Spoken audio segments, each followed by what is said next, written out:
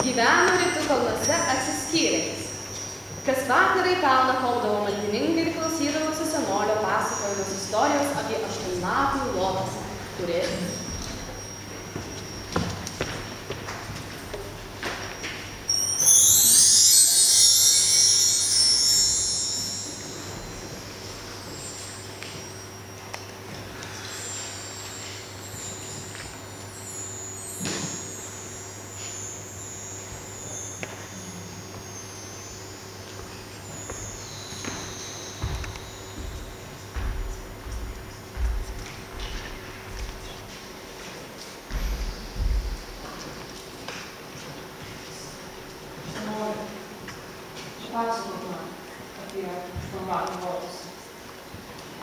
Gerai, mano vaikė, papasakosiu tau apie 8-lapį lotosą. Buvo stebuklingas 8-lapis lotosas. Jis buvo neregėtai stebuklingas. Pasirodydavo tik tai per kas 8 pilnatį ant mėnulio krašto. Tas lotosas buvo labai stebuklingas, neįtikėtinai stebuklingas. Jei kas nors pašvilpdavo lotoso dainą, tuomet lotosas pavirsdavo gražiausiu jaunikaičiu, kuris pildo bet kokį troškimą. Tačiau pasaulyje egzistavo tik tai 2 žmonės, kurie mokėjo švilpauti. Vienas iš jų buvo beprotiškai kvailas, visiškai neturėjo intelekto ir išsilavinimo. Jisai negalėjo taip pasakyti. Aš galiu pašvilpauti, bet melodijos nemoku.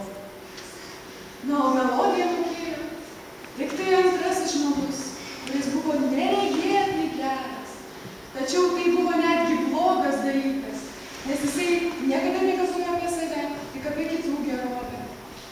Ir šis žmogus mokėjo švilpauti ir tik pamatęs magiškąjį lotosą ėmė švilpauti nuostabiąją melodiją.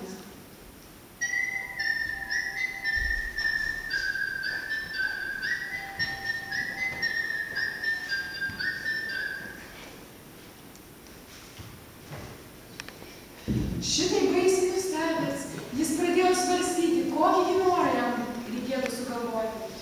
Ir pagalvojęs, kad tiek daug žmonių nebegalės sugalvoti norą, nes nemoka švilpauti, jis sugalvojo štai. Lotos, aš iš tiesų viską turiu, bet kiek daug aplinkui nelaimingų žmonių. Tu būk geras, išmokai juos švilpauti, kad jie laimingesni pasidarytų.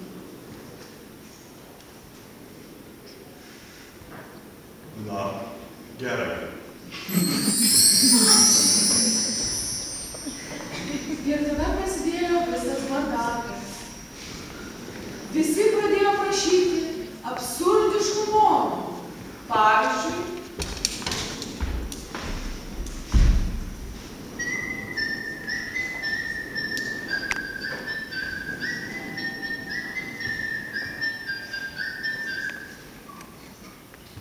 Sakyk savo norą, jaunoji panelė.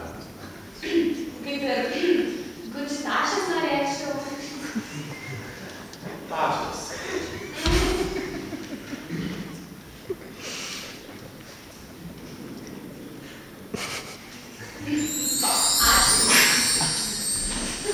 ir dar absurdesnių norų.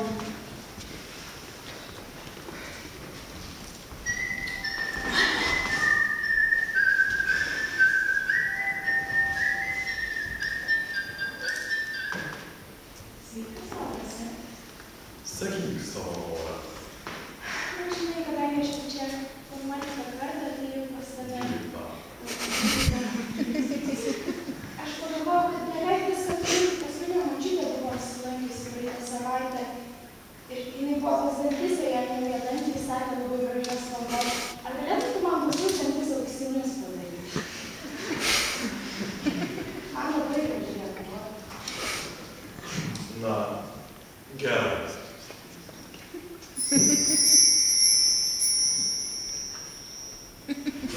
Yra? Ačiū tau!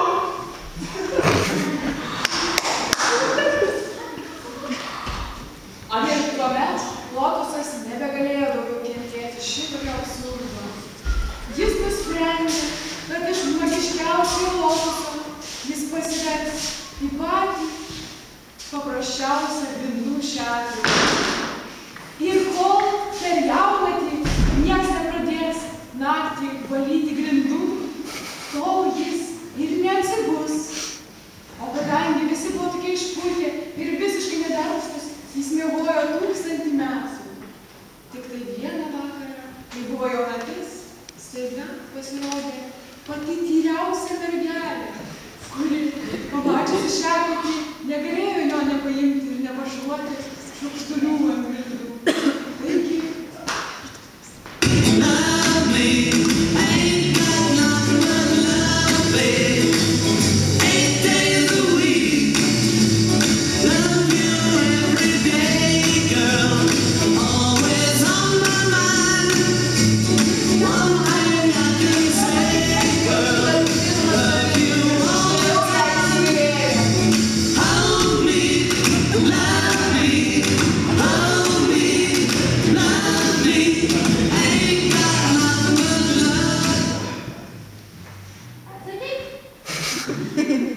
Ar tekeisi už manęs? ir tada jie nuostabiausiai ir laimingiausiai gyveno kartu ir galų galiausiai